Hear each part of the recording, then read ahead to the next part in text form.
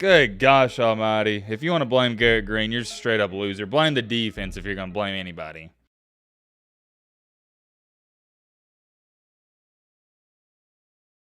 Ladies and gentlemen, boys and girls, I hope and I pray that some of you had the pleasure of watching the end of the West Virginia and Houston game, because that was single-handedly the best game of college football all year long. There isn't even a game that comes close to the West Virginia-Houston game that just happened on national TV. And the problem with this is, I feel like a lot of you weren't watching it, because I had a lot of people tweeting this at me. Man, Matt, I missed it because I was watching who's playing on the NFL. The Bears and the Kansas City Chiefs. I said the Bears. My apologies. I'm talking about the Denver Broncos. Sorry, I'm all over the place. But getting back on track here with this game, I'm not giving you an entire breakdown because I know most of y'all don't care, but I gotta talk about what happened at the end. It was back and forth all night long. Houston take the lead, then West Virginia take the lead, then back and forth, you know how it goes. And at the end of the game, with 13 seconds left, West Virginia on 4th and 10 has a 50-yard touchdown pass. Game over, right? And even when that play happened, I'm sitting down watching it, and I was speechless. You know how you see something that is so insane, you can't say anything at all, you almost freeze?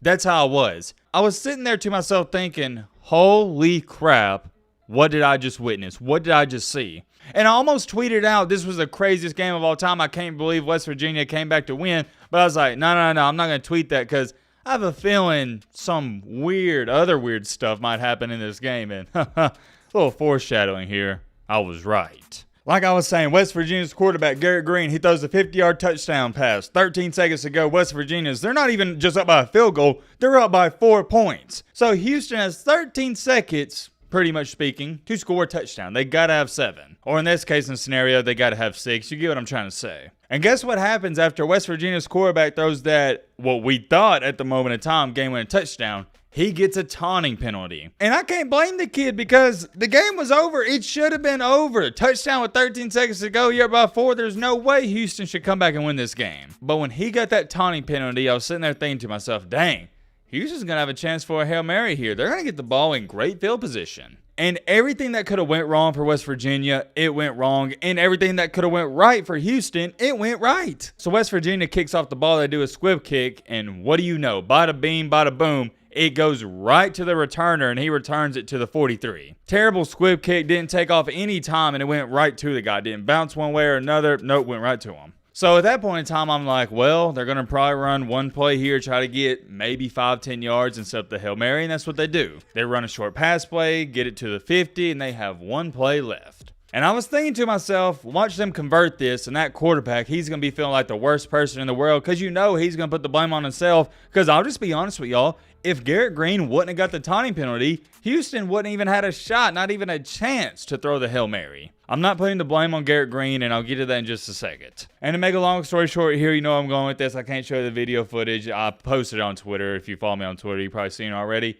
Houston's quarterback, he rolls out, goes up in the pocket, goes out to his left, throws a Hail Mary. It's tipped up, batted in the air, and Houston's wide receiver catches it, and ball game over. I hope that doesn't sound too anticlimactic, and even when I saw that, I was more shocked about the West Virginia touchdown than the Houston one because I saw it coming. I saw it coming because when that quarterback got the 15-yard taunting penalty, I was like, yep, watch Houston win this, and that's what happened. They got the Hail Mary, and I was like, yep, this is why college football is the greatest sport on earth, and it's not even close. Anybody that tries to tell you the NFL is better than college football, I want you to show them this game. This is the only example you need as why college football is better than the NFL. The NFL has their Thursday night game going on, and it's a blowout, and it's a snooze fest. Meanwhile, in college football, you got West Virginia and Houston playing on a Thursday night, and it ended in one of the greatest college football games you're ever going to see this year. You had a last-second touchdown, then you had the Hail Mary to end it. This is what college football is about. You're not going to get entertainment like you saw in this West Virginia-Houston game in the NFL. It won't happen. And I'm going to remind y'all, this is our Thursday night game in college football. This just has got me feeling and thinking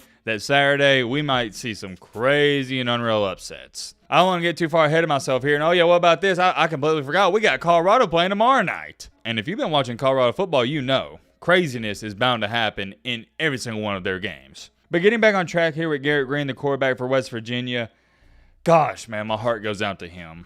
I don't care what anybody says. It's not his fault West Virginia lost the game. He's the reason they even took the lead at the end. If you want to point to him getting that penalty, cost him the game, I just think you're a clown. If you're going to blame anyone, you got to blame the West Virginia defense. My man, If you can't stop a Hail Mary, I'm going to be honest with you. I'm going to keep it a Fortnite V-Buck. You don't deserve to win. That is just the coldest reality ever, and it sucks because Garrett Green, the leader he is going to take blame for it, and he shouldn't. I mean, yeah, he shouldn't have got the taunting penalty. I thought about that as soon as he got it, but come on now. He expected a defense to hold somebody without getting a touchdown with only 13 seconds to go in the game. Good gosh almighty. If you want to blame Garrett Green, you're a straight up loser. Blame the defense if you're going to blame anybody. And the swing of emotions, man. Can you imagine that plane ride or bus ride home for West Virginia? It's got to be crickets, right? And it's got to be a sick feeling because you know some people, they're going to point the blame to somebody else. Because I guarantee you the defense, they're like, oh, well, Garrett Green, if you wouldn't have got that penalty, you wouldn't have put us in that position to fail. But then if I was the quarterback, I'd be like, buddy,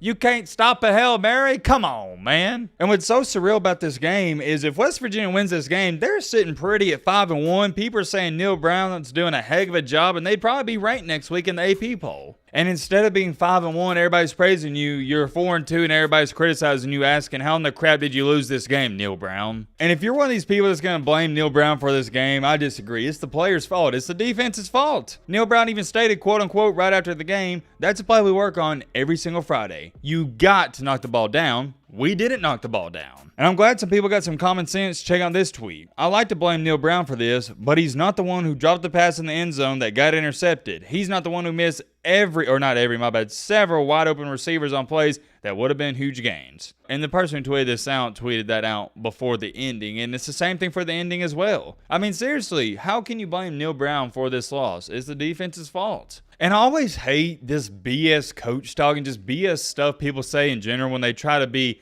I guess the phrase I'm looking for is very proper, not blame anybody. They don't want to point the finger. Because you know what everybody's going to say? Oh, well, it wasn't that last play at the end of the game that lost it for you. There were other plays before that. No, buddy, you're wrong. It was the last play at the end that lost it for you. Because if you would have played it correctly, if you would have batted the ball down, if you would have prevented a Hail Mary, you would have won the game. That's it. In a conversation. Look, let me make this clear. I am not a fan of Neal Brown whatsoever. I'm as unbiased as it gets. I don't have a horse in this race. I'm not a Houston fan. I'm not a West Virginia fan. I don't even know too much about Neal Brown, if you want me to be really honest with y'all. But what I do know about Neal Brown is a lot of fans, they throw him to the fire. And as an unbiased college football fan, I don't think you can put this L on Neal Brown. I don't. I thought Neal Brown put his team in a position to win this game, and the players, they were undisciplined and made a lot of mistakes, and that's why they lost. All in all, it was one of the craziest games I've ever witnessed live. I mean, how many times can you say you saw a Hail Mary live in action? I've seen a few in my life, but that's it, a few. This happened to be one of them, and I'm glad I tuned into this game on Thursday night. And that's what makes all of this so much even better. This has to be the best Thursday night game I've probably ever watched in my life. And take a look at this. I was curious, so I pulled up the team stats. West Virginia outgained Houston 546, guys, to 393 and lost. Yeah, you can do what you want with that information. I just want to make this a short and simple video, or short and sweet video. Hope you guys saw this game. If not, go watch the recap. It was crazy. Let me know your thoughts down below. But Roman.